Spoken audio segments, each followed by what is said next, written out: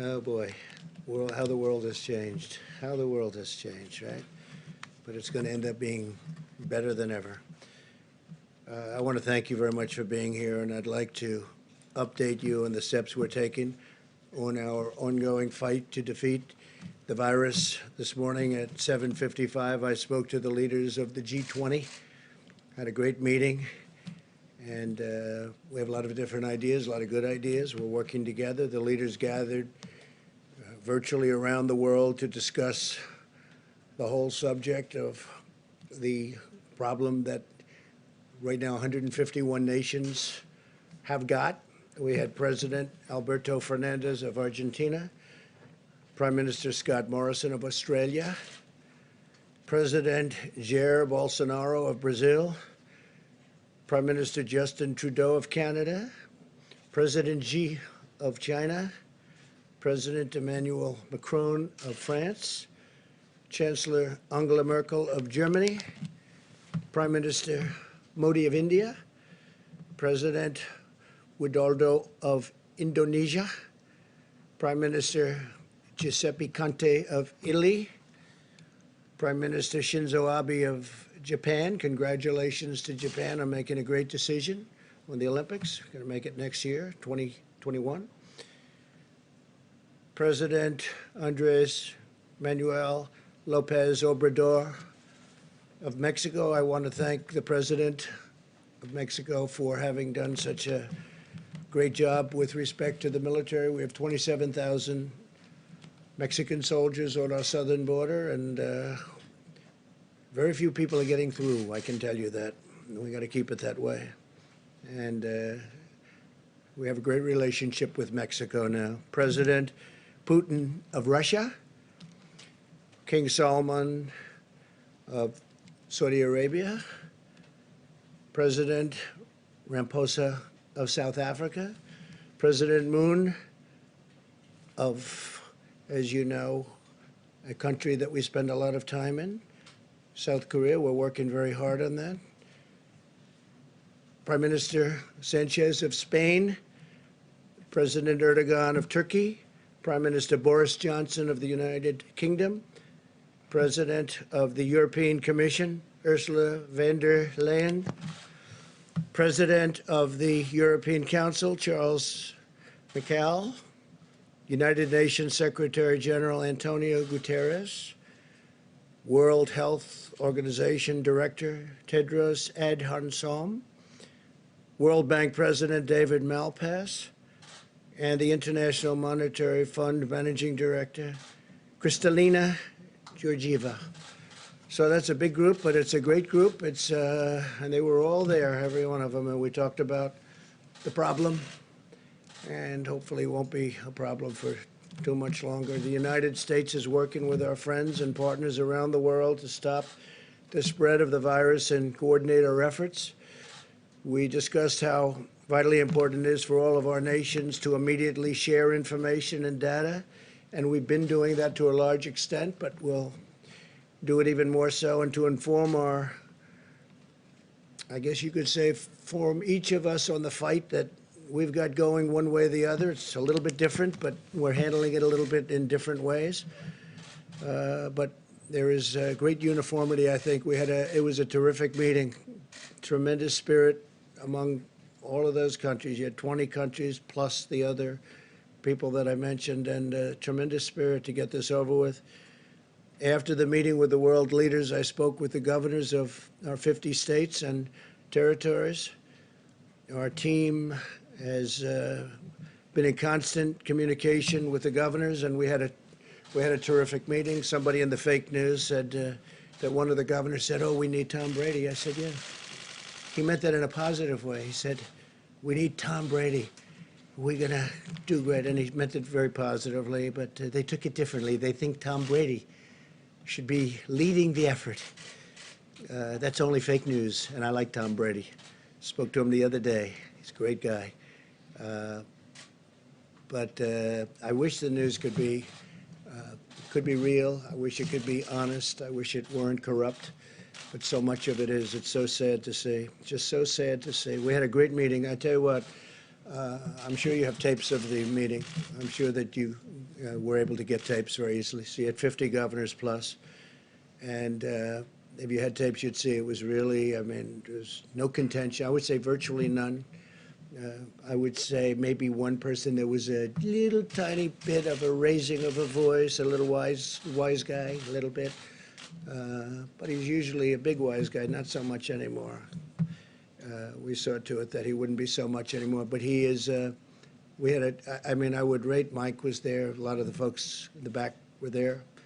And it was a great meeting. Took place at about 12 o'clock. So we went from the G20 to the governors. We also spoke about the economic relief with the governors and the package that we're moving through Congress to deliver much needed financial assistance to hardworking families and small businesses. I want to thank Democrats and Republicans in the Senate for unanimously passing the largest financial relief package in American history, 96-0, and I have to say it's the largest by far. And I'm profoundly grateful that both parties came together to provide relief for American workers and families in this hour of need. The House of Representatives must now pass this bill, hopefully without delay. I think it's got tremendous support. When you're at 96-0, and as you know, a couple of those people are quarantined, and one, Rand Paul, is he's actually got it. But he'll be better. He's been a great guy. He's been a great friend of mine, actually. The massive $2.2 trillion relief package includes job retention loans for small businesses with loan forgiveness available for businesses that keep their workers on the payroll. It's pretty good. Loan forgiveness, keep the workers on the payroll. It's pretty good. Direct cash payments will be available to American citizens earning less than $99,000 per year, $3,400 for the typical family of four. Expanded unemployment benefits. The average worker who has lost his or her job will receive 100% of their salary for up to 4 full months. These are things that, by the way, we have plenty more to go, but they're things that nobody's ever had any package like this done. And I just want to thank them. Hopefully it'll get approved equally easily in the House, really. I think it will go through pretty well from what I hear. Virtually everybody. There could be one vote, one grandstander maybe. You might have one grandstander. And for that, we'll have to come back and take a little more time, and it'll pass. It'll just take a little longer. But let's see whether or not we have a grandstander. Critical support for the hardest hit industries with a ban on corporate stock buybacks and tough new safeguards to prevent executive compensation abuse. Over $100 billion for our amazing doctors, nurses, and hospitals. $45 billion for the Disaster Relief Fund, more than doubling the amount available. This is tremendous stuff. $27 billion for the coronavirus response, including $16 billion to build up the strategic national stockpile with critical supplies, including masks, respirators, and all sorts of pharmaceuticals. $3.5 billion to expand assistance to child care providers and child care benefits to healthcare workers, first responders, and others on the front lines of the crisis. And these are really brave, incredible people, I have to say. And some of them are getting sick, and some of them are getting very sick, and some of them don't even recover. They're incredible people. $1 billion for Defense Production Act procurement. We are, as you know, using the act, but we use it only when necessary. We use it as leverage. We generally don't have to use it to accomplish what we want to accomplish.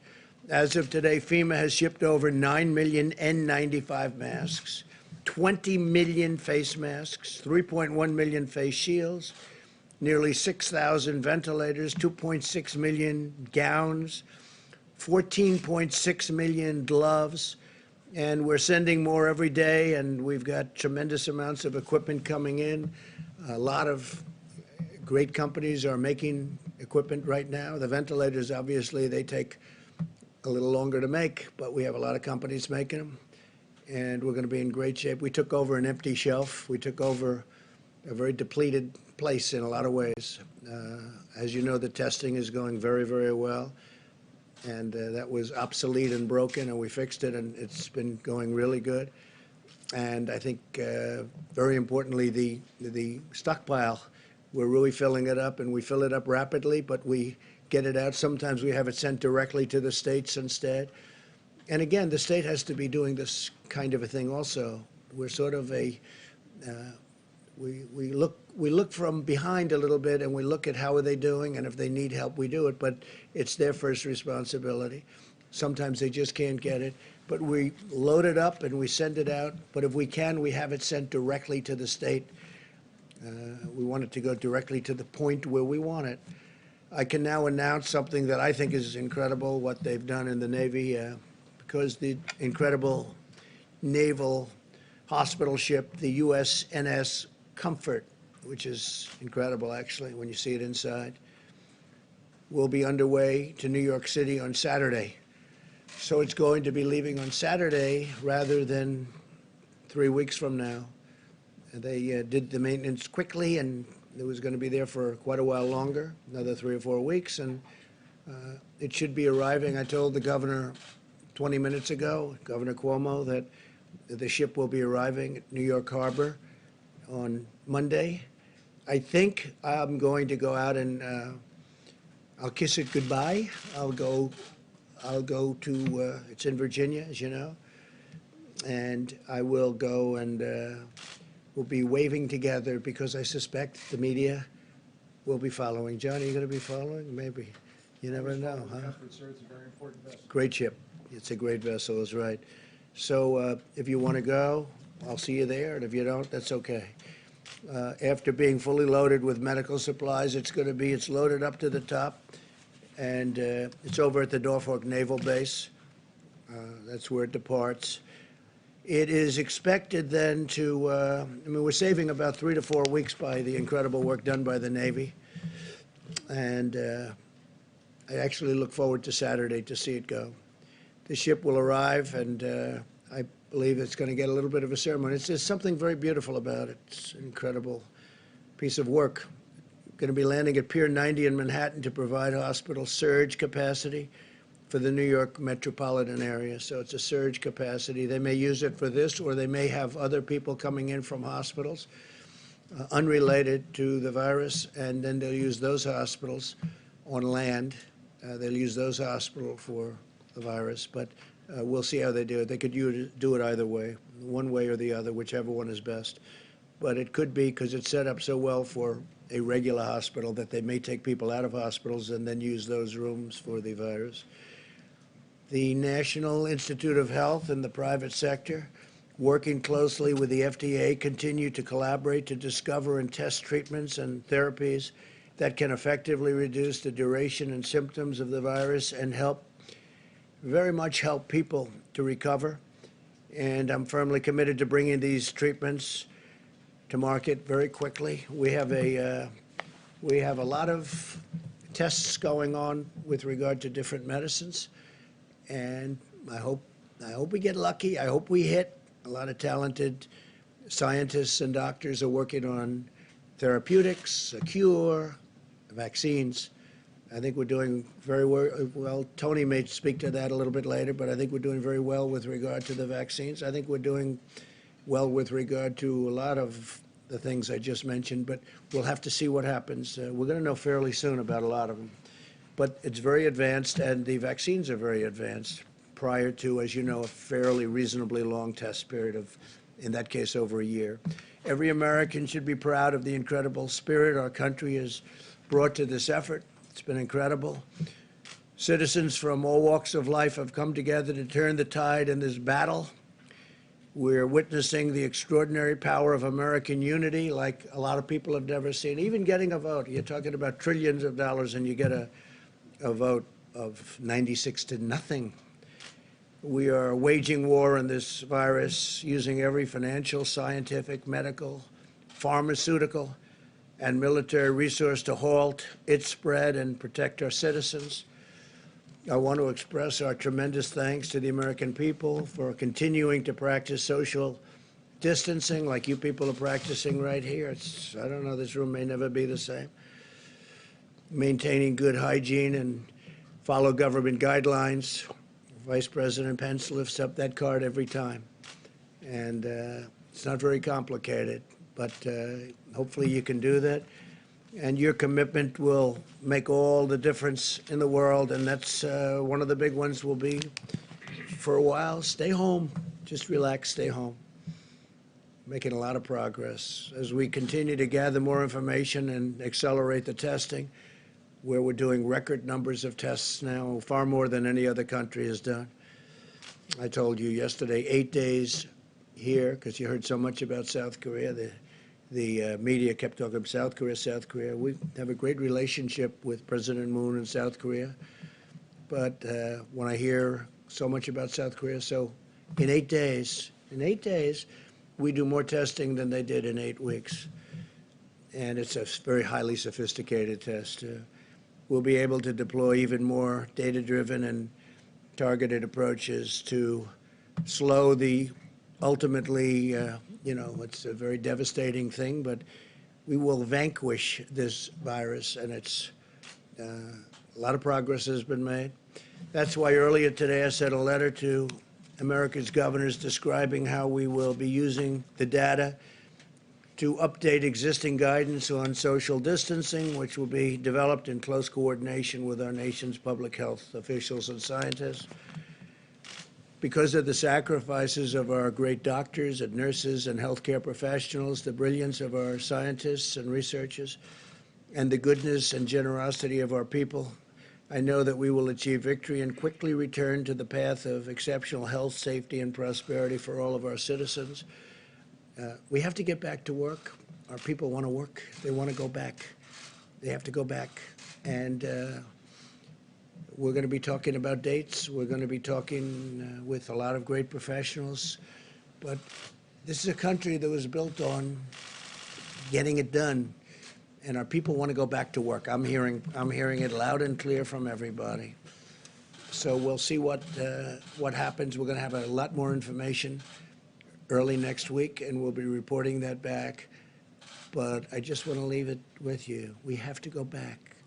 This is the United States of America. They don't want to sit around and wait, and they'll be practicing. And by the way, a lot of people misinterpret when I say go back. They're going to be practicing as much as you can, social distancing and washing your hands and not shaking hands and all of the things that we talk about so much, but they have to go back to work. Our country has to go back. Our country is based on that.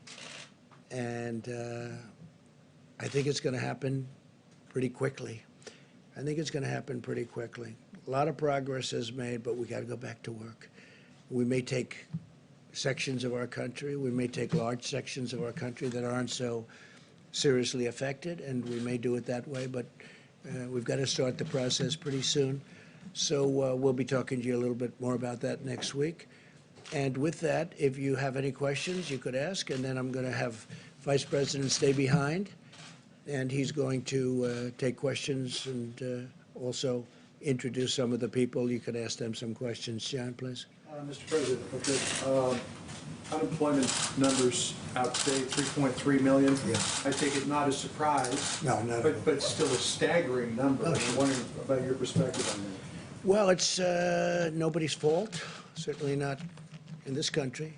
Nobody's fault. We got very lucky when we made a decision not to allow people in from China at a very early date. I say that because some people don't want to accept it, but this was a great decision made by our country. Or there's the numbers that you're talking about. We're a big country. That'd be far greater, far bigger. So when I heard the number, I mean, I heard it could be 6 million, could be 7 million. It's 3.3 or 3.2.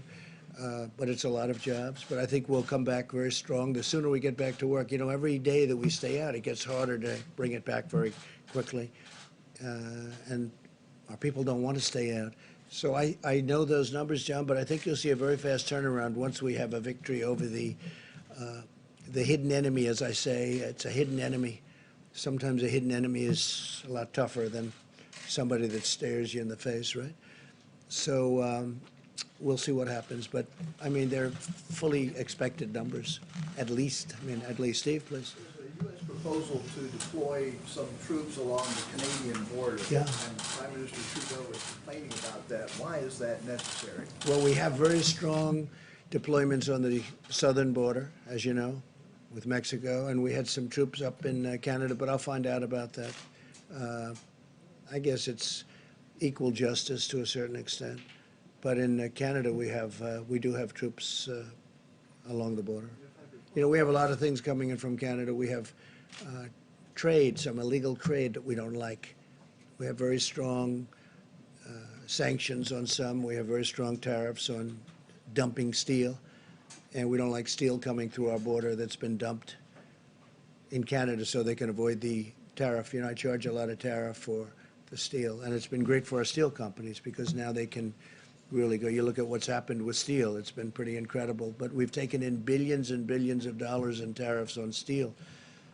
And much of it comes in from China, but they can come through the Canadian border too. So we're always watching for that. If I'm reading the numbers correctly, the United States now has surpassed China as the country with the highest number of virus cases. Does this surprise you at all? Is it following a predictable trajectory?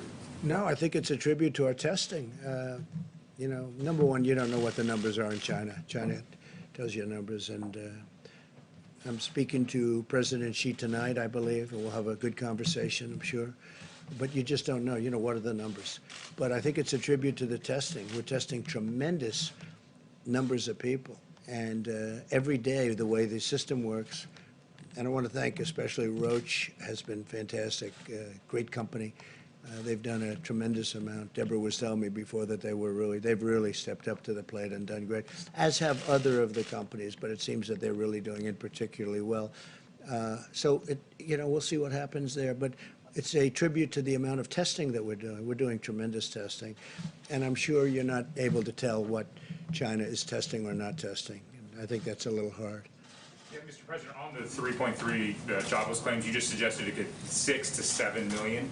A lot of those workers. No, I didn't say that. No, you're wrong. I didn't say that. I said some people were projecting that it would be 6 or 7, and it's, I believe, 3.3. Came in at 3.3. Yeah. Millions of Americans out of work. Some of them will be losing their insurance.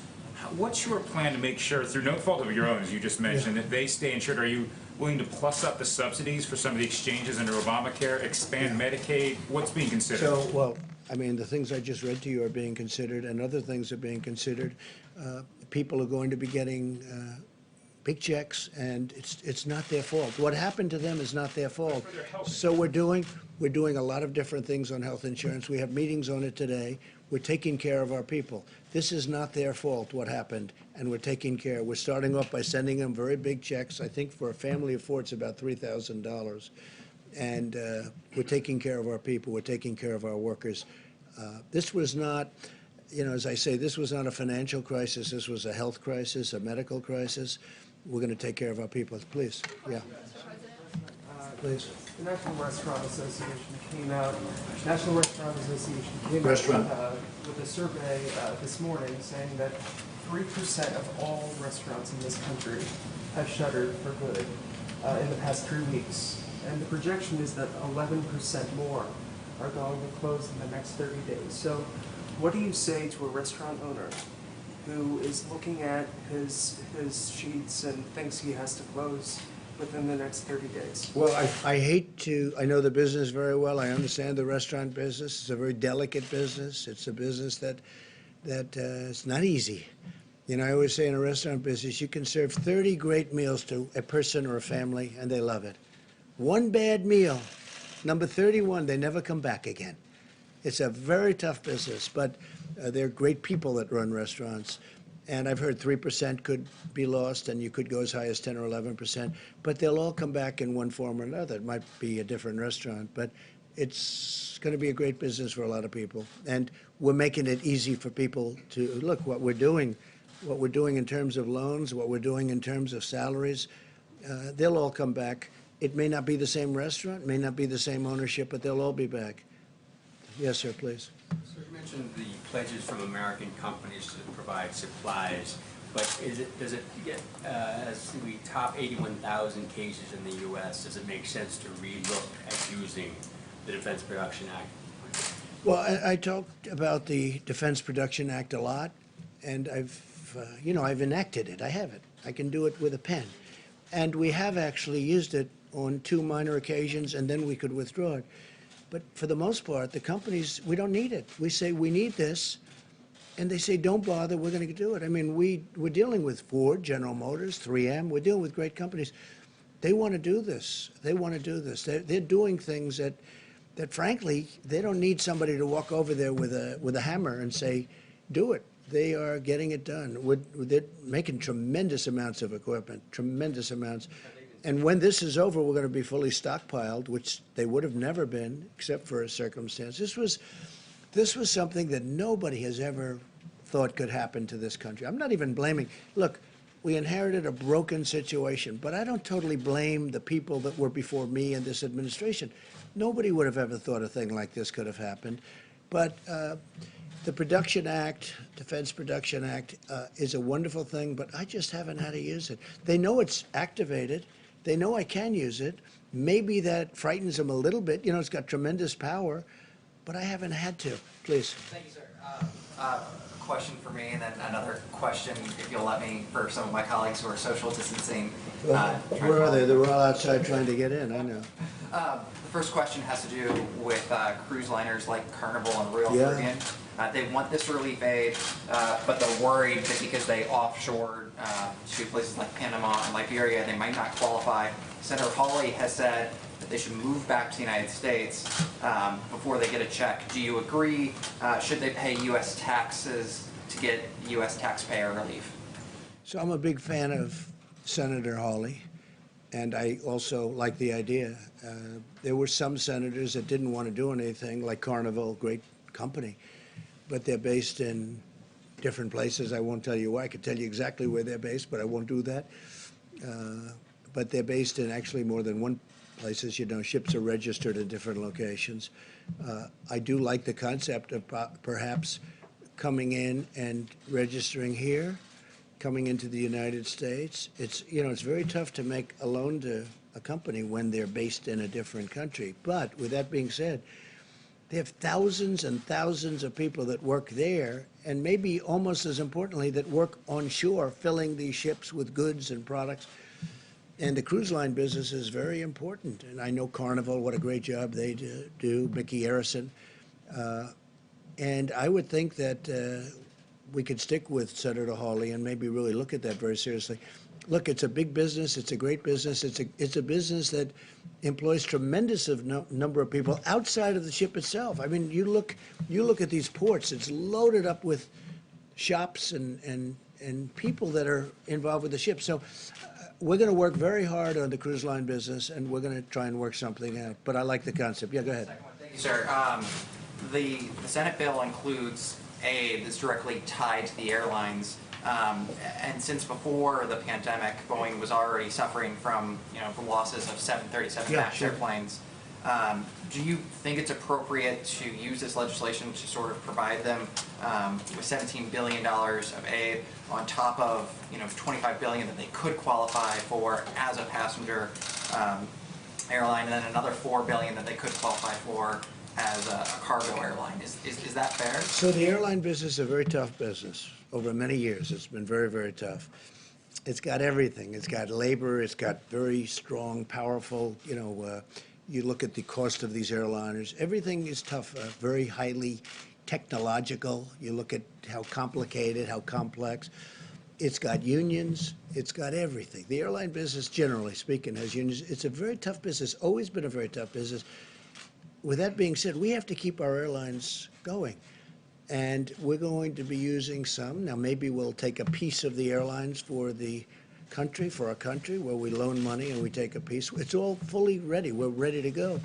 But if we didn't do that, we'd end up with no airlines, and we can't do that. The airline business is very vital to our country.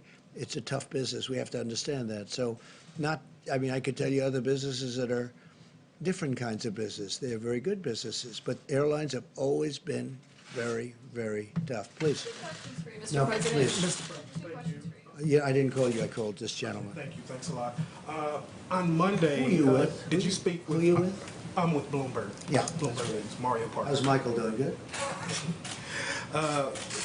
Mr. President, on Monday, did you speak with Chinese President Xi before you urged Americans to not blame Asian Americans for the coronavirus? We noticed that you've backed off of that language. I know you're speaking with him again No, I tonight. didn't. I'm speaking to him tonight. It's scheduled to go tonight. I'll have a call with President Xi of China. Very good relationship. No, I didn't like when they came up, and it wasn't him. Somebody at a lower level, mid-level, we found out pretty much. But they made a statement that our soldiers brought it into China. No, it came from China. And, you know, we just signed a very big deal with China. They're paying us a lot of money in tariffs and other things. They never paid us 10 cents. Look, China has taken advantage of the United States until I came here with Sleepy Joe Biden and Obama and Bush and everybody else. I'm not blaming them. I'm blaming everybody. They were allowed to, $500 billion a year they were taking out. We had trade deficits that were so large, nobody's ever seen anything like it. And we've changed it. Look, now we're taking in billions of dollars, and we gave some to our farmers because China, you know, they targeted our farmers.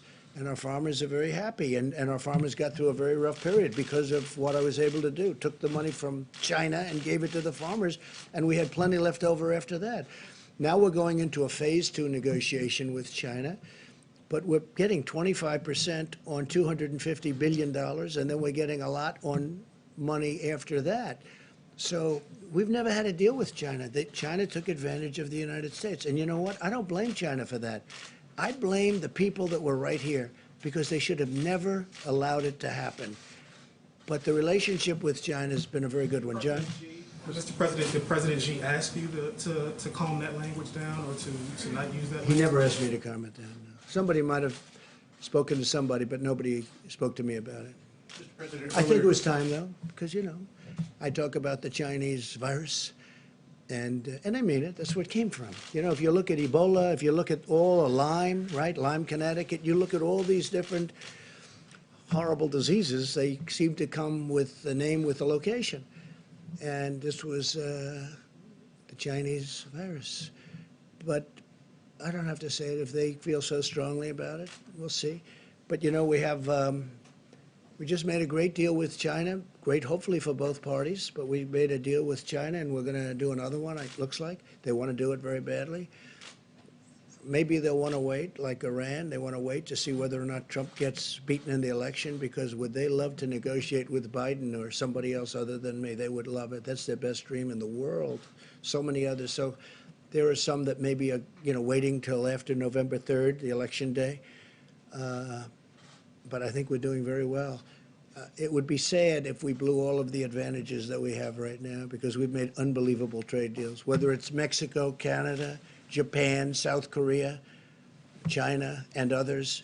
We have changed the whole thing around. Please. Mr. President, earlier today you sent a notification letter to the nation's governors saying that you will soon come out with new guidelines about social distancing and other items. Do you have any data yet to suggest which specific areas of the country may have their guidelines relaxed, Yeah. which areas of the country may have their guidelines I think tightened? Deborah will talk to you about that, and Tony in a few minutes. But I think we'll start talking about that, because we have to open up. We can't say, let's close. People don't want to close, John. I say it again and again. The reason I do, because I want you to report it eventually. Go ahead, Steve. How would that work without widespread Go ahead, Steve. testing, though, Mr. President? From President Xi tonight, what do you want to talk to him about? Yeah, it's his call. I mean, I'll talk to him whatever he wants to. I mean, you know, we'll have, I think, a very fruitful call. We'll have a good call tonight at 9 o'clock, please. Is it about the virus, though, sir? Yes, in the back. We'll be talking about that. Yeah, we'll be talking about the virus. Thank you. Yeah, in the back first, please. Thank you, Mr. President. Despite the jobless claim numbers today, the market rallied again. It's up over 4,000 points the last 3 days, Yeah, marking, record. yeah, the largest charge since 1931. Do you think that the economic uncertainty has passed? Given the market? No, not yet. It hasn't passed, but it's come a long way. I think they think we're doing a really good job in terms of running this whole situation having to do with the virus. I think they feel that, the administration, myself and the administration, are doing a good job with keeping, very importantly, people informed, because there was a great fear And a lot of good things are happening. The mortality rate is at a, in my opinion, you'll have to speak to Deborah, Tony, all of the others, but in my opinion, it's way, way down. And that takes a lot of fear out. You know, it's one thing to have it, it's another thing to die. You know, when I first got involved, I was being told numbers that were much, much higher than the number that seems to be. And remember that people that have it, many people have it. I just spoke to 2 people, they had it. They never went to a doctor. They had it, absolutely had it, but they never went to a doctor. They never went to anything. They didn't report it. You have thousands and hundreds of thousands of cases like that. So you have to add that to the caseload also. And the people that actually die, that percentage is a much lower percentage than I ever thought. That's one of the reasons I say, look, we're going to beat this and we're going to get back to work. I have one more question. Yes, please. More news from your administration today. The DOJ announced charges against Nicolas Maduro for drug trafficking. They've designated him as a Sounds narco-terrorist. appropriate.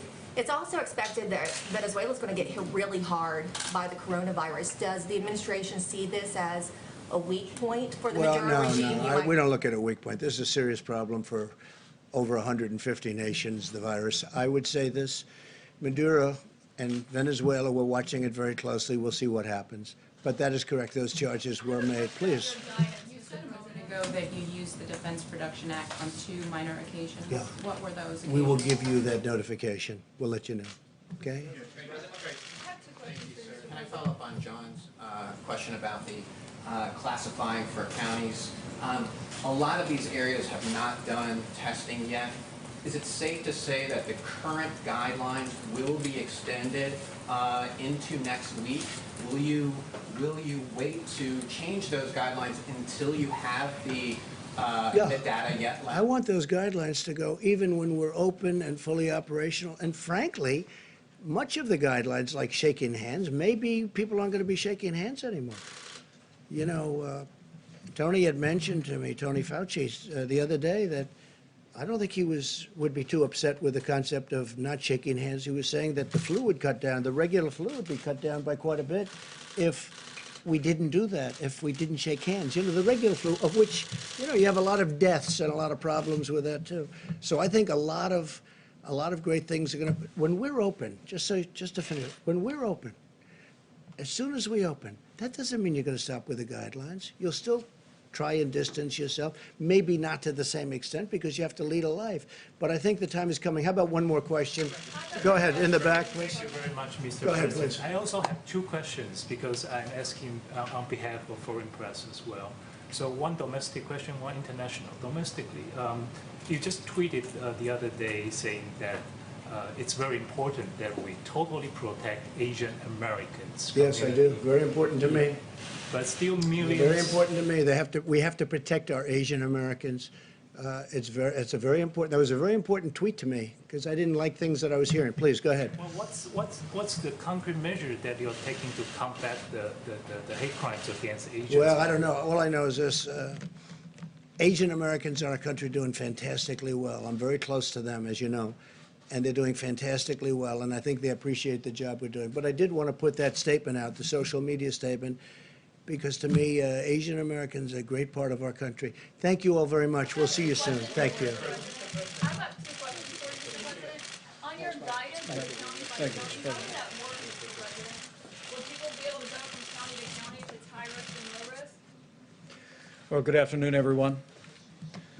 The White House Coronavirus Task Force met today. We continue to move out on President Trump's directive to slow the spread with mitigation, to advance and expand testing across the country, and to work on the critical supplies that our healthcare workers in our nation needs. Today, the President convened the nation's governors, all of the states and territories, and reiterated to them that with FEMA in the lead, our approach is, our response to the coronavirus in this country is locally executed, healthcare workers, local public health officials. It is state managed, and it is federally supported. We took the opportunity to thank all of the governors across the country, our states and territories, for their incredible leadership and the partnership they've forged with this administration. We were able to confirm that 10 major disaster declarations have been issued, most recently to New Jersey, North Carolina, Florida, Texas, and Illinois. We spoke to them about the importance of the economic recovery legislation that will come before the House of Representatives, we believe, tomorrow midday. And we're grateful for their efforts in working for that unanimous bipartisan vote in the United States Senate last night. In addition to direct payments for American families, the average family of 4 will receive a direct payment of some $3,400. They'll also receive payroll report. Many of the small businesses, even those restaurants that you just spoke about, will now be able to keep people on the payroll for a period of months, even if the restaurant or the business is not open. With the governors, though, we talked about the $150 billion in direct aid to the states, $100 billion in direct assistance to hospitals, and of course the expansion of unemployment benefits to make sure that our states have the resources to meet the challenges that were so evident in those unemployment numbers this morning. On the subject of testing, pleased to report the testing is available in all 50 states. And in partnership with commercial labs across America, this morning we received word that 552,000 tests have been performed and completed all across the United States. We want to thank the American Hospital Association and hospitals across the country that are just now beginning to report in a fulsome way the results of those tests. And when the President signs the law tomorrow, it will actually be required by law. But as Dr. Birx and Dr. Fauci have explained many times at this podium, it's so important that any hospital or any lab that's doing testing report back to the CDC and FEMA so we have full visibility to provide the President with the very best counsel. Good news today on testing. Abbott Laboratories submitted to the FDA today a request for approval of a point-of-care test. This would be the kind of test where you could go to your doctor. You could get the test done there at your doctor and have the results in no more than 15 minutes. Dr. Steve Hahn will be here tomorrow to talk about progress in evaluating Abbott Laboratories' point-of-care test. Also, speaking of the FDA, on the subject of swabs, the FDA did announce earlier this week that testing symptomatic patients by swabbing from the front of the nose is perfectly appropriate, and it's already begun across the country. It allows for self-collection, and it also relieves the burden on healthcare protection. It saves personal protective equipment from being expended when people can administer a test themselves. And Dr. Birx will speak about the importance and the availability of swabs. With regard to supplies, you heard the President speak about what we have already shipped out from the National Strategic Stockpile. More than 9 million N95 masks for healthcare workers, 20 million surgical masks, 6,000 ventilators, and millions of gloves and gowns and face shields. In addition to that, we are working with a number of suppliers to manufacture ventilators, even while we work with state leaders to assess not just what ventilators are available in their state hospitals, but what ventilators are available in private hospitals across their state. And governors across the country are doing great work evaluating the full supply of tens of thousands of ventilators that are available. Let me also say thank you to the American Society of Anesthesiologists and Dr. Mary Peterson. The American Society of Anesthesiologists actually produced a video. Tomorrow they will host a webinar for healthcare workers to demonstrate how the devices that anesthesiologists use can be very easily converted into a ventilator that's appropriate for a patient struggling with respiratory ailment like the coronavirus. And we're very grateful. This actually adds tens of thousands of devices to the supply, and we're all truly grateful to Dr. Peterson and the whole association for their full cooperation. With 5 of 10 counties in the country being the top counties for coronavirus being in the New York City metropolitan area, let us reiterate our recommendation that any resident of the greater New York City area who has traveled elsewhere in the United States, please check your temperature, mind your health, and self-isolate for 14 days. What we don't want, again, with 5 of the top 10 counties for coronavirus being in the greater New York City area, we don't want anyone, and no one would want to, inadvertently carry the coronavirus to a community or to a family member inadvertently because they've come out of that community. So again, as Dr. Fauci said recently, if you come out of New York over the last several weeks, before the mitigation measures are put in effect, in particular, check your temperature, mind your health, and self-isolate for 14 days. It is inspiring as I prepare to introduce Dr. Birx to talk about the data that we're monitoring on a regular basis, and Dr. Fauci to talk about mitigation. Let me conclude by saying how inspiring it is to see the way America and the American people are responding to this moment. We all were awakened this morning with record unemployment numbers, not unexpected during the time of national crisis that we are facing. But what you may not know is that while there were some 3 million plus new unemployment claims, Walmart announced they're hiring 150,000 new associates through the end of May. Amazon, a few weeks back, announced they're hiring 100,000 additional warehouse employees to meet a growing demand at Amazon for online purchases. CVS Health is going to provide bonuses to their employees working with patients and hire 50,000 workers. And Pizza Hut, I'm told, is planning to hire more than 30,000 permanent employees. And that's just a short summary of a list that totals almost 500,000 jobs that have been announced by businesses around America. And it's not just been about jobs, it's been about generosity. Anheuser-Busch is making a $5 million donation to the American Red Cross to support first responders. OYO Hotels is offering doctors, nurses, and first responders free rooms at any of their 300 hotels all across America. And the pharmaceutical company, AbbVie, is actually donating $25 million to the International Medical Corps and to Feeding America. American businesses are stepping up to partner with us to meet this moment, but they're being incredibly generous as well to all of those that are stepping in the lead and providing health care services and, of course, to those most in need. We can do this, America, but it'll take all of us. As the President often says, we're all in this together. But as millions of Americans do their part, with 15 days to slow the spread, putting into practice the President's guidelines for combating the coronavirus and its spread, we grow more confident every day that this too shall pass with the cooperation and generosity and prayers of the American people. I just know that we will slow the spread, we will protect our most vulnerable, and we will heal our land. And now for information on the latest on data and what we're seeing, Dr. Deborah Birx. Thank you. Thank you, Mr. Vice President. So just as a summary of where it looks domestically, I won't talk so much about the global issues at this time. We do have 19 out of our 50 states, to be reminded, that had early cases but have persistently low level of cases, and at this point have less than 200 cases.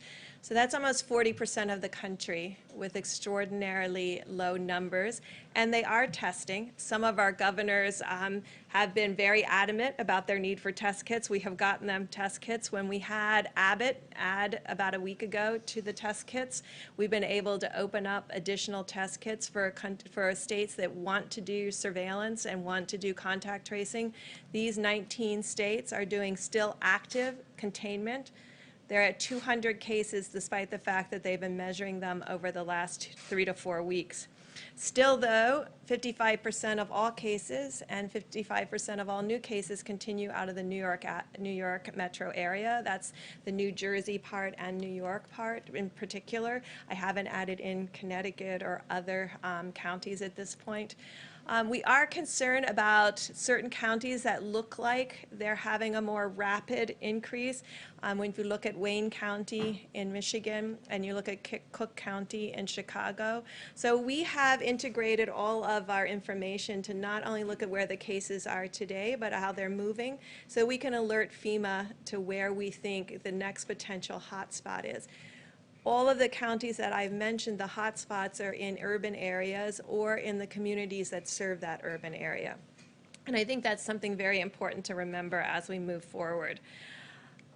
Because of the innovations within our private sector, we continue to have these new platforms added for laboratory testing. And these become critical platforms for states that have very low rates and very low rates needed to test. Why is that important? Some of these machines have wells and plastic plates that in order to be effective, you have to put on about almost 96 samples. And others are made for 4 samples or 24 samples at a time. So what's critical for us to be able to do is to match the need to the county and state. And that's the role that we can provide advice on, because we get to see across the whole country and where those items are needed most. And so this is allowing us to adapt and adopt really allocation of tests or recommendations to state of what piece of equipment they may need. Of the 550,000 tests, you can do the math, but we're still running somewhere about 14% overall. That means 86% of the people with significant symptoms, because remember, you had to have a fever and symptoms to get tested at this point. So still 86% are negative. These are really important facts for the American people. I'm sure many of you saw the recent report out of the UK about them adjusting completely their needs. This is really quite important. If you remember, that was the report that said there would be 500,000 deaths in the UK and 2.2 million deaths in the United States. They've adjusted that number in the UK to 20,000. So 500,000 to 20,000. We're looking into this in great detail to understand that adjustment. I'm going to say something that's a little bit complicated, but I'm going to try to do it in a way that we can all understand it together. In the model, either you have to have a large group of people who are asymptomatic, who've never presented for any test, in order to have the kind of numbers that were predicted.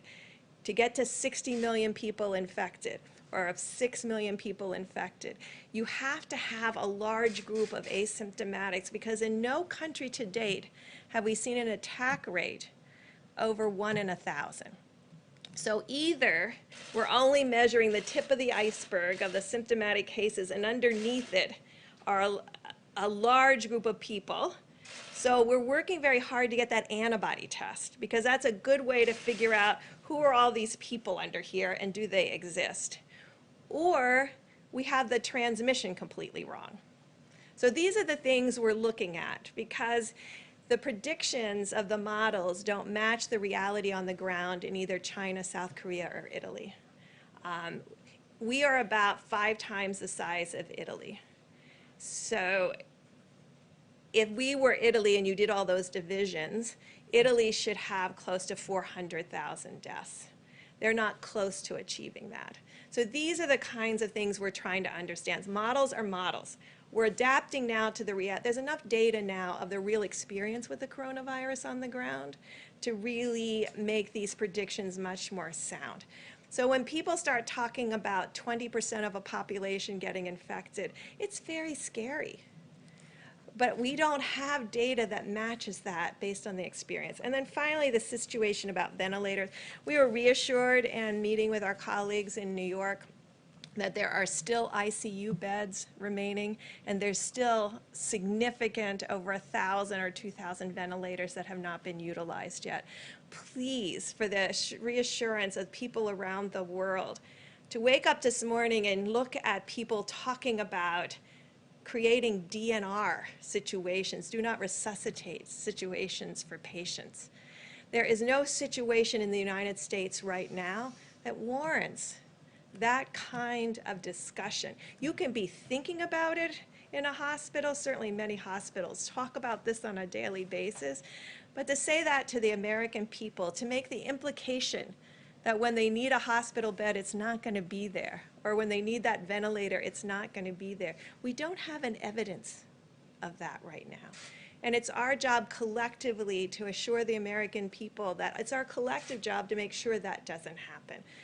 Right now, you can see these cases are concentrated in highly urban areas. There are other parts of the states that have lots of ventilators in other parts of New York State that don't have any infections right now.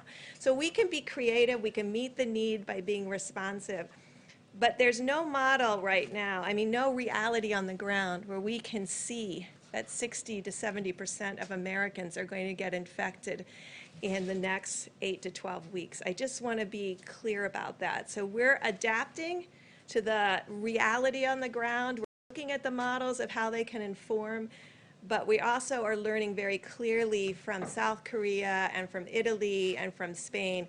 Just a final, because I know many of you will look up my numbers. The only people who are over really 1 in 1,000 cases are people that have very small populations, like Monaco and Liechtenstein. So you will see a different number coming from when your population is really tiny. One case can put you over 1 to 1,000 or 2 to 1,000. Thank you. Good. We'll do questions in a moment. Dr. Thompson.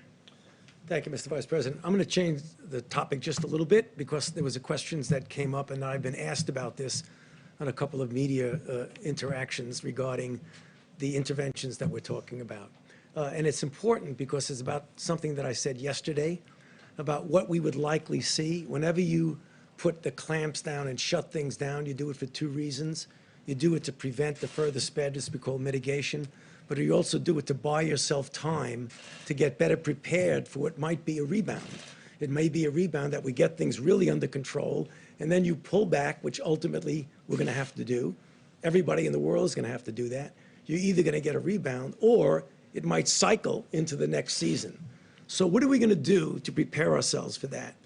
One of the most important things is one that I mentioned several times from this podium, and that is to clarify a bit about the timeline for vaccines. And would that have any real impact on what we would call a rebound or what we would call a cycling in the season?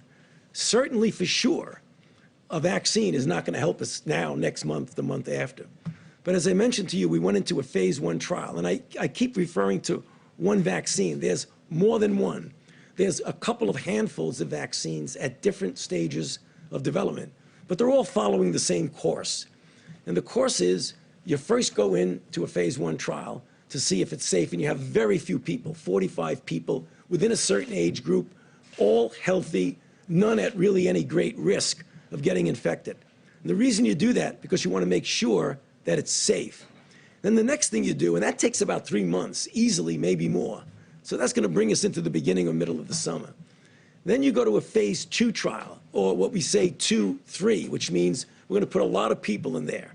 Now, we hope that there aren't a lot of people getting infected, but it is likely there will be somewhere in the world where that's going on.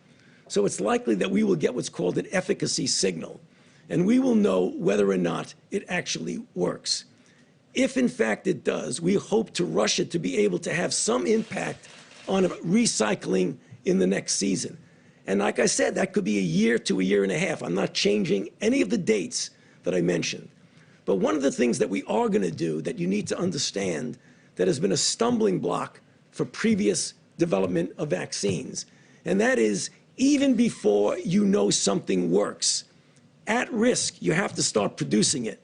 Because once you know it works, you can't say, great, it works. Now, give me another 6 months to produce it.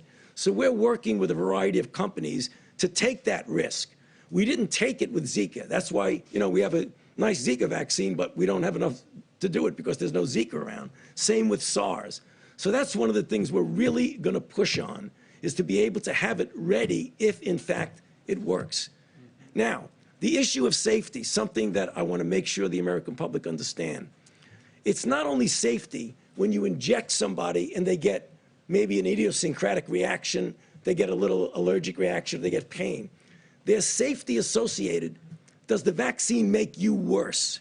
And there are diseases in which you vaccinate someone, they get infected with what you're trying to protect them with, and you actually enhance the infection.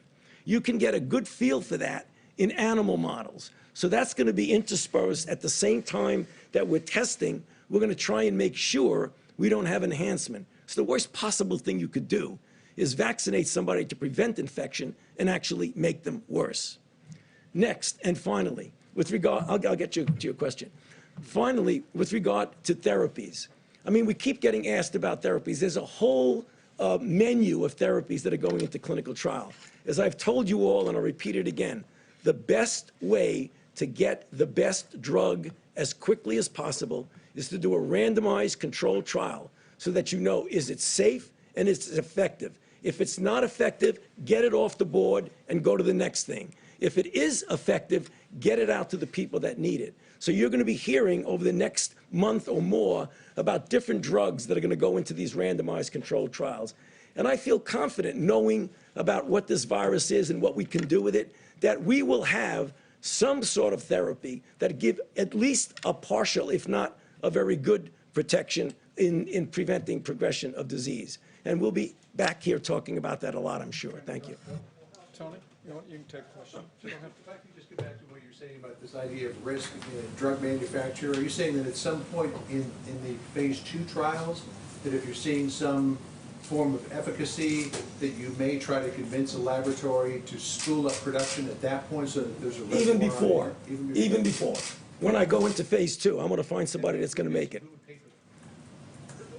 Well, partially the federal government, I think in some respects to de-risk it, but also investments by the companies. A lot of companies are not shy now about doing that.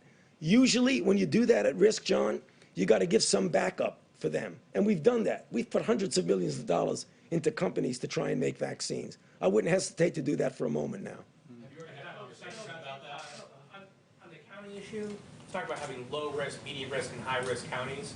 Or for Dr. Birx. But there's no domestic travel restrictions. What prevents somebody from a high risk county going to a low risk county? Don't you risk creating a patchwork system, allowing more cases to slip through the cracks and the virus to spread in other areas of the country? I think this is a very important concept, and it's why we've really worked on messaging to the American people about these 15 days to stop the spread. Because part of this will be the need to have highly responsible behavior between counties.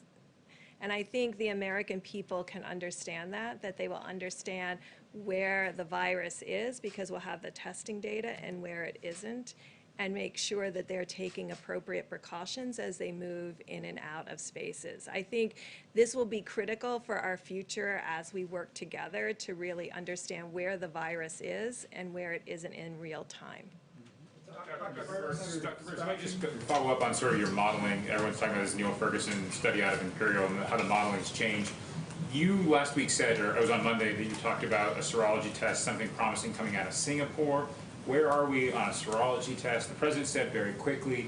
And then is that what you need to do, some sort of community survey so you can get to some of these X and Z's so you can figure this all out? So we're talking to CDC right now. They are extraordinary in outbreaks and contact tracing. So they are going to be the workforce behind any new strategy that looks at counties that need to completely move into containment and surveillance and contact tracing.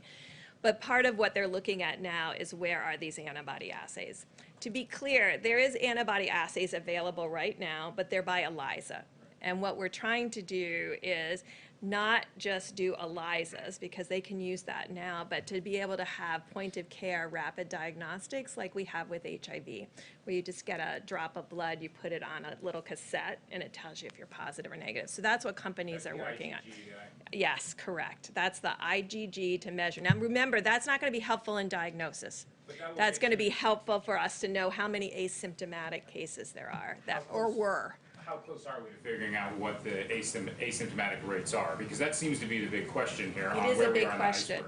It is a very big question. And so we have people, the FDA is working on that around the clock. They do have applications that are coming in. We put out a call for applications.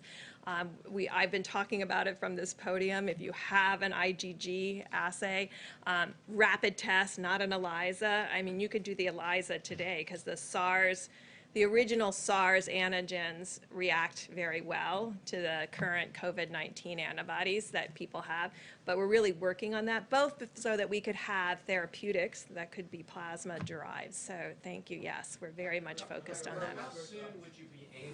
How soon will you be able to classify these counties? Because there's a lot of testing that has not been done yet. Well, you know, there are states, and I just want to really recognize state and local health officials that behind all of this have continued to test and have continued to do surveillance. So we do have states that have been doing surveillance all along, who have been doing contact tracing all along.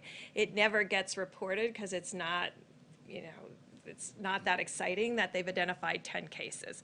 But there are states doing that and have been doing it throughout this entire outbreak, and that's why we have some confidence that that testing has been going on. We have to expand testing for surveillance.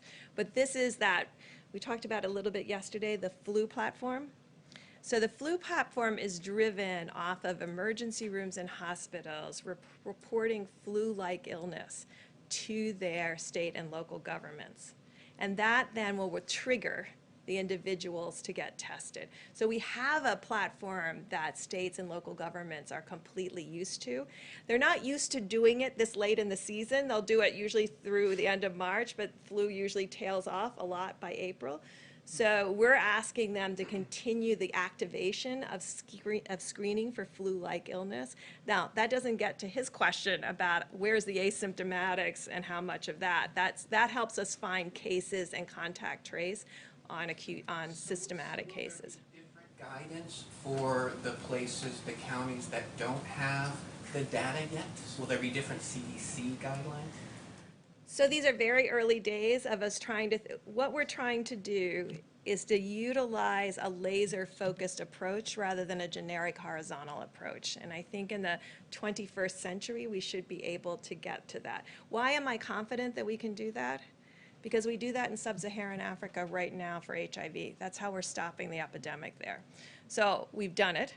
We've done it in resource-limited settings. So I do believe we can transpose that approach here to the United States and be able to have, we have granular data down to a GPS coordinate of a site of a clinic and hospital. We think that same thing can be done in the United States. Quick question on the would you suggest restrictions to states for something like that? Like if there is a high-risk county and the restaurants are open in a low-risk county, wouldn't your fear be that people in that high-risk county go over to the restaurants So that are these are open there? dialogues that the federal government has to have with state and local governments because state and local governments make those decisions. And that's what's been inspirational to me of seeing how much the governors understand where they are in their epidemic and what they will need to do in the future. This is what we're trying to tailor. It requires us to have very clear data disaggregation at the county and state level, but I think you've been hearing from us, these outbreaks and clusters, we've been able to very well define to date.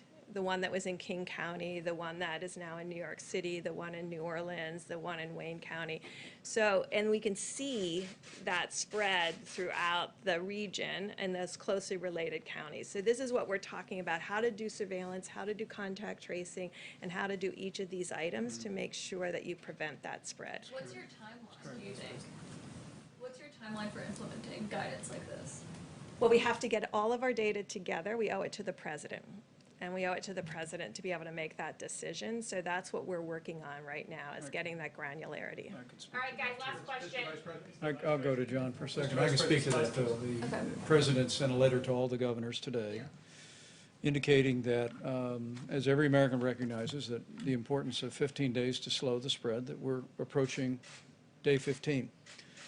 And what the president told the governors, that we're going to listen to the very best health experts in the world. We're going to examine that data very carefully, and we'll be presenting this weekend, the president, a range of recommendations and additional guidance for going forward. The president's made it clear that, in his words, he wants to open the country up, but we're going to do that responsibly. And as the president told the governors today, we'll do that based on the data. John, one last one. Mr. Vice President? I'll go to John a little slip away. Unless there was a last-minute glitch, we should probably see Phase 3 pass the House tomorrow. Yes. Already, there are many members who were talking about the need for a Phase 4. Do you see the need for a Phase 4? And if so, what do you think should be addressed in it? Well, first, let me just say again how grateful the president and I know governors across the country are for the extraordinary bipartisan work that's been done on Capitol Hill. Not just in the bill that will be taken up by the House of Representatives tomorrow, but in legislation last week that extended paid family leave, free coronavirus testing to every American, made sure that all the agencies at every level of the federal government had the resources to meet this moment. It's really been a very inspiring time. But what the president's made clear to our governors, we're going to do whatever it takes. And already we're hearing from some governors about the need for additional resources. And we will evaluate those very carefully. And I think the Secretary of the Treasury has already indicated, and congressional leadership has already indicated a willingness to remain open to that. The American people know we're all in this together. And the unity that you see on Capitol Hill, the unity that this president has marshaled among governors all across this country and our states and territories will continue to drive forward. We're going to make sure the people on the front lines are our healthcare workers, the people that are serving them, make sure our state governments, make sure every agency of the federal government have everything we need to put the health of America first. We'll see you back here tomorrow. Thank you all. Can I get some clarification from you, Mr. Vice President? Who's the wise guy?